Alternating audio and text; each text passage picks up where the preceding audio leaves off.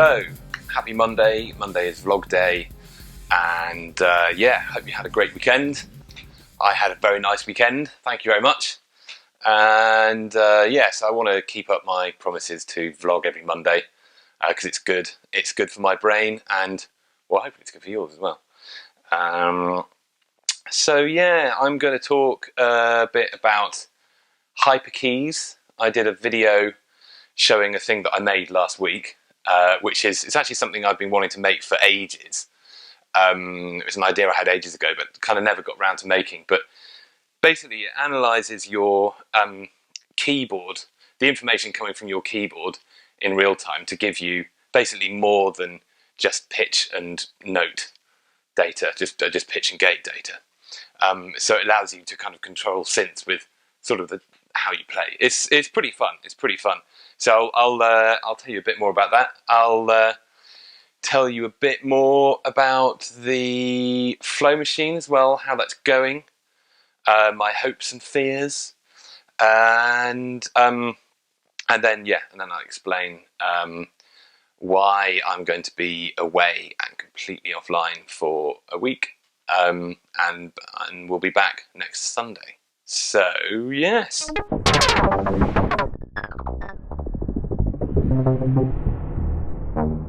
Right, hyperkeys. So why did I make hyperkeys? Well, the main reason I made hyperkeys is basically because I'm crap at playing the keyboard.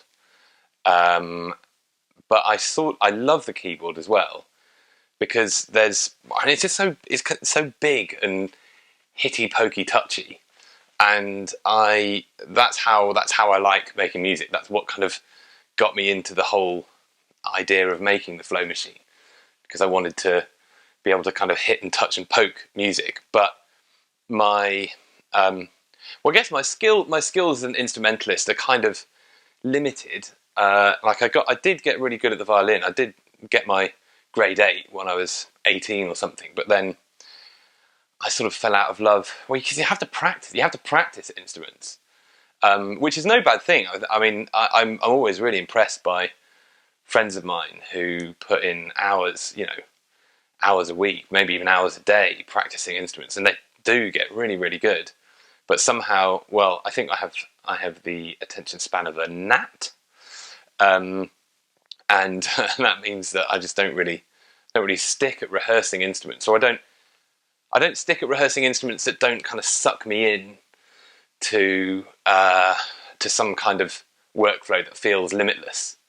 Because the thing is, with acoustic instruments, they've got a very limited sound palette, and if you're into really like digging into that sound palette, then it's great. But I'm not. Sorry. So I'm a big believer in automation, and I know this is kind of a contentious subject for a lot of people.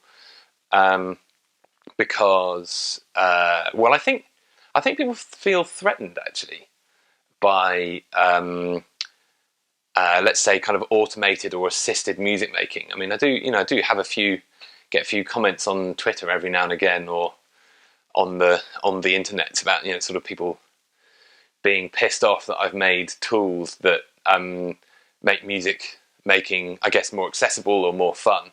But I mean, I'm totally into it. I don't think I'm not an elitist about music. In fact, I'm probably quite the opposite. I wish more people could make music and without unnecessary skill barriers, or without unnecessary requirements for skill, as a barrier to entry. Because that really sucks.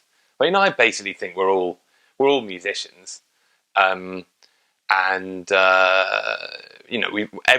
Everybody can express themselves musically to some degree, and also, I mean, automated tools, they do to an extent make things easy, but also even if you've got all your sort of pitch automated and your kind of modulations and curves automated, you still have to make musical decisions, and you still have to make those musical decisions with a musical ear, and based on your musical experience. So for me, basically the argument that automation or simplification kind of kills musicality and kills skill and originality is basically bollocks. I think it's bollocks. So I am happy to be taken to task on that, if you want to take me to task on that, but please be kind. It's nicer when you're kind. So that's why hyperkeys. Basically, I'm crap in a certain regard, and I don't want to be held back by my own crapness, because there are other areas that I know I'm not so crap in, and I want to be liberated to be uncrap in these areas. I think probably now is time for me to go over to my other desk where I do all my development stuff and show you a little glimpse into how it works. So this is Hyperkeys. It's a mess because I basically just ran at it like a bull in the china shop because I wanted to make it quickly. Obviously, I programmed it in Reactor, which is this development environment for making your own audio toys. Well, either toys, from toys up to complete sort of worlds, audio worlds. I tend to go for audio worlds myself. This lot here is basically stuff that I've plugged the Hyperkeys module into to get sound out of, and in here is the Hyperkeys itself, and here is the control panel for the Hyperkeys here. And you probably get more information from this about what's going on than me going into all these kind of boxes and wires. I'll just play a little bit of it now, and you'll see these different metrics going up and down. So let's say if you watch this speed meter. So if I play slowly, if there's a long distance in between the notes, a long time in between the notes, then the speed stays low. But as I make the notes quicker, then the speed goes up, and you can hear how that's affecting the kind of arpeggiation. So when I play slowly, if I hold the notes down, they're just dong dong. But the faster I play,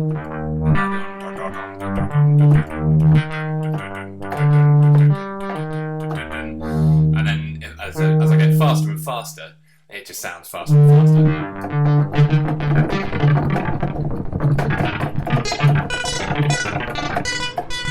So that's one of the metrics, and there's a whole load of other ones. I haven't actually programmed them all yet. I've got loads of other different ways that you could kind of listen to the key data to get information out of it. In a way, kind of the sky's the limit.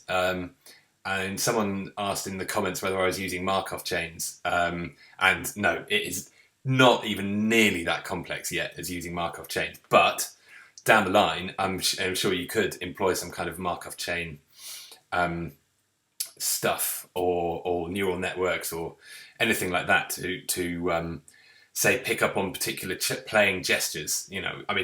Let's say you could analyze it to see if it sounds like Mozart or something like that, and then you could have a little Mozart meter up here, and you could assign Mozartness to your filter cutoff. I'm not entirely convinced of the musical usefulness of that, but it's fun from at least a geeky perspective, nonetheless. So Hyperkeys is pretty exciting, actually, and one of the main reasons I find it exciting is because, as I was saying, I'm kind of fed up of knobs because knobs are so sort of one-dimensional. And what's really promising about Hyperkeys is that it's multidimensional. I mean, it's kind of like, the Rolly Seaboard, this really cool new controller that has multidimensional touch. So you can hit you can hit it with your with one thing. Well, you've got 10. You can hit it with 10 fingers, obviously. Well, you've got 8 fingers and 2 thumbs. But for each one, it's got pressure, and you can slide kind of on the x-axis and the y-axis as well. And you can do that with all of them. So you get like a huge amount more data, and because of that, a huge amount more, way more expressivity. But also, it's not just like individual channels of expressivity. The point is that because you've got your hands on it, you don't really. I mean, when you're doing stuff with your fingers, you don't really think about things on a finger by finger basis.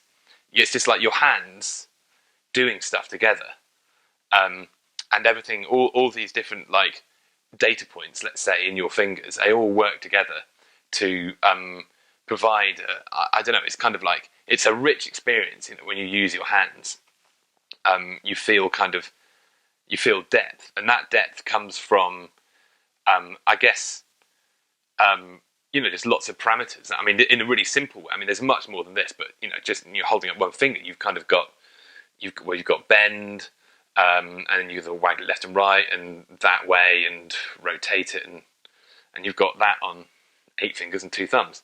So that's when you combine all those things together, then you get like a really you get an experience that is kind of more. I guess the point is it's greater than the sum of its parts with multidimensional controller stuff, and that's what's really cool. For example, about the Rolly Seaboard, is that it's not just like an extra. You've got an extra 10 controller numbers per whatever. The point is that you've got those control numbers, but they're all together. And then once you kind of map those sensibly to sound generating stuff, then you've got yourself a next level instrument, basically. Then I think you've got the potential to create an electronic instrument that feels and responds like an acoustic instrument responds, with huge levels of depth and nuance and sensitivity. But anyway, so Hyperkeys, it's never going to be a Seaboard, but it is potentially going to be pretty cool. And we'll have at least a flavour of some of that kind of multi-dimensional control. And I really need that in the Flow Machine. So basically, these interfaces are 10 years old. I've been using them for 10 years now, and they're pretty long in the tooth, and they're very sort of 1D. But the problem is that the Flow Machine is an instrument. It's an instrument that I first made it. This first Flow Machine sort of went into action about 8 years ago, and so I've been playing this instrument for 8 years. It's seeped into my heart. It's seeped into my body. How I use it, and these old 10-year-old controllers here have also seeped into my body and how I use it. So I'm very attached to the workflow there. And when I play the old Flow Machine, I can just like go. I can just play. I don't feel like I have to think about what things are mapped to. I just like let go and play. And that's exactly the experience I want to create. So when I first started making the new Flow Machine, I decided that I was going to keep these controllers. But I'm kind of in a bit of a dilemma now, because I sort of want to ditch them. I mean, it'd be great to like get a Seaboard, and change the whole way the Flow Machine works and have much more expressive controllers. But then basically I'd slightly feel like I'm throwing away 8 years of work, which I don't know how I feel about. I do. I know exactly how I feel about it. I don't freaking want to throw away 8 years worth of work. That's rubbish. That really sucks. So, but in the name of progress, maybe it is a good thing. So I'm kind of torn about it at the moment. I mean, the other thing is that basically I spent 2 years making Flesh, And in along that, I've been kind of developing new stuff for the new flow machine. And I'm kind of desperate to get out and play. It's 7 years since I released an album. And I'm sort of slowly disappearing. Like, the musician in me is slowly dying, and I don't want that to happen. I really don't want that to happen. So I sort of want to get back out on the road as soon as possible. I want to get this flow machine finished as soon as possible. But then, maybe I should. I mean, how long would it take? It would be like another sort of 6 months. Probably another 6 months to like get other controllers to change all the mappings for the flow machine. It'd be another 6 months to kind of do that, probably, by the time I've done it properly. And then like another 8 years to learn it. By which time I'll be almost retired. Well, not quite retired, but I'll be old. My hair will be all grey, and I won't be able to pass myself off as some kind of like hipster has been.